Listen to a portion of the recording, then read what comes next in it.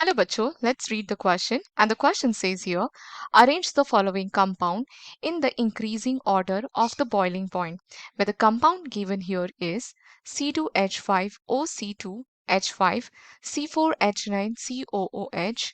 Another one is C4H9OH.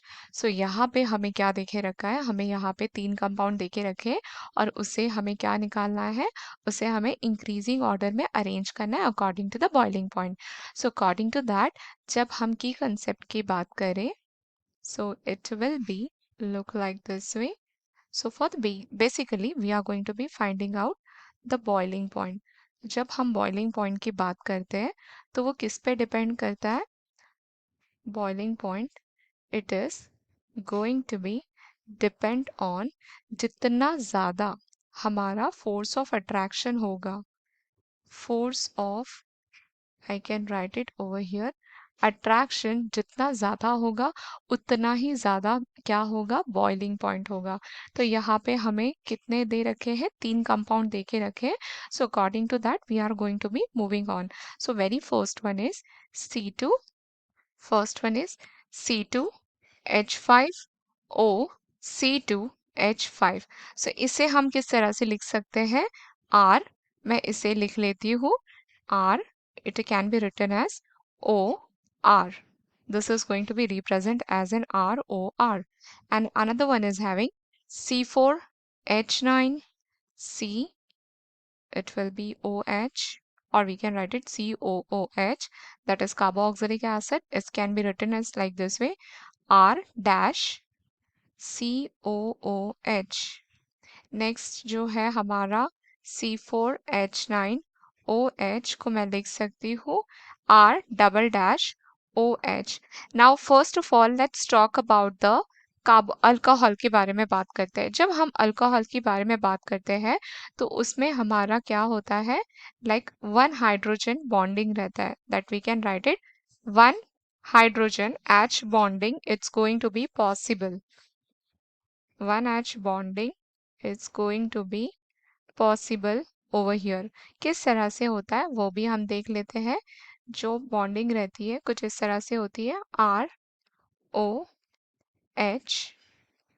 और another one is having like HOR double dash. So इसे हम बोल सकते हैं अगर हमें दोनों के बीच में बॉन्डिंग करना है, it will be look like this way. It will be having this kind of thing. यहाँ पे हो जाएगा उसका बॉन्डिंग. तो इसे हम क्या बोलेंगे? इसे हम बॉन्ड इंटरैक्शन बोलेंगे. किसका? H bonding. That is a hydrogen bonding का इंटरैक्शन बोलेंगे. और यहाँ पे हम देख सकते हैं अल्कोहल में मोर EN atom is going to be present. This is all about the first part. When we are moving ahead with the next one, we can write it for the carboxylic acid. Carboxylic acid में किस तरह से कितनी bonding होती है hydrogen की? देखते हैं. R dash C double bond O OH, और यहाँ पे लिख सकते हैं R dash C double bond O, और यहाँ पर भी O.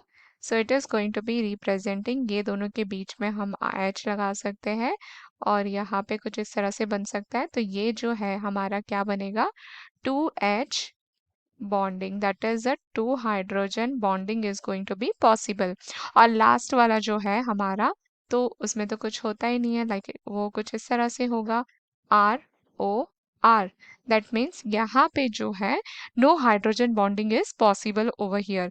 तो यहाँ पे जब हम बात करते हैं इंक्रीजिंग ऑर्डर की, तो मैं क्या कर सकती हूँ? फर्स्ट वाला जो है नेमिंग कर लेते, इसे हम फर्स्ट, सेकेंड और इसे हम थर्ड कहते हैं. तो सबसे ज़्यादा जब होगा तो वो किस में होगा?